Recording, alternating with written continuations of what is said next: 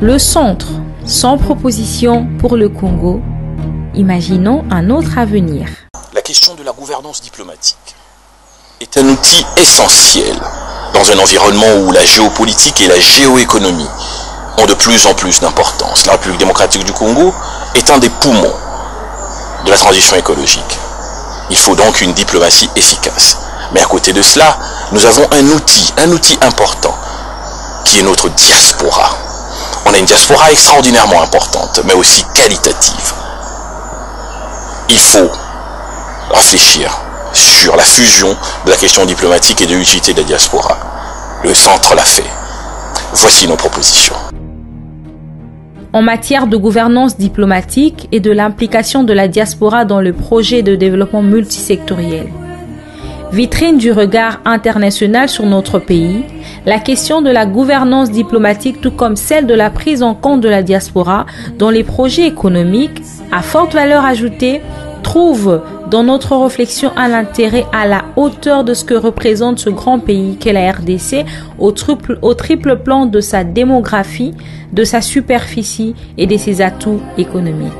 Pour mieux faire entendre sa voix dans les instances internationales et jouer mieux son rôle de pays majeur dans la région. Pour mieux faire entendre sa voix dans les instances internationales et jouer au mieux son rôle de pays majeur dans la région de Grand Lac, le centre préconise 19. La mise en œuvre d'actions diplomatiques cohérentes pour obtenir des partenariats diversifiés à même d'accompagner, dans une logique gagnant-gagnant, le développement des provinces de la RDC selon leurs avantages comparatifs. 20. L'orientation de la coopération avec les institutions de Bretton Woods, FMI et Banque mondiale dans le sens du respect des impératifs sociaux et sécuritaires de la RDC. 21. L'organisation d'une grande conférence internationale avec les principaux partenaires économiques et politiques de la RDC pour obtenir un financement complémentaire conséquent pour la relance de l'économie congolaise. 22.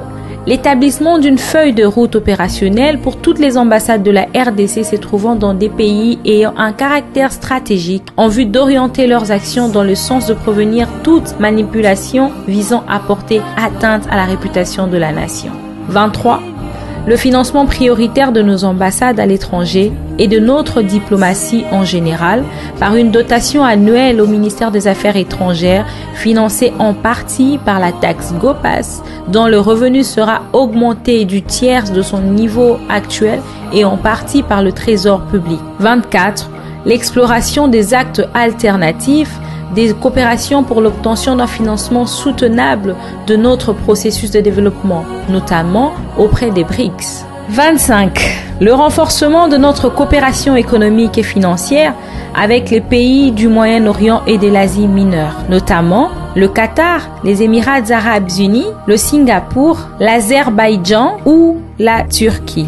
26. Le renforcement de relations de la RDC avec la CEEAC, dont nous étions à sa création le principal pivot géopolitique, en vue d'obtenir de cette zone la même implication et le même soutien que la zone SADC. 27.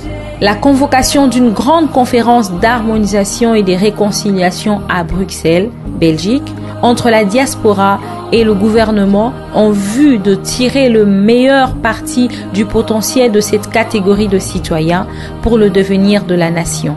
28. L'insertion dans la constitution de l'élection de représentants de la diaspora au Sénat et à l'Assemblée nationale à raison d'un minimum de 2 par continent.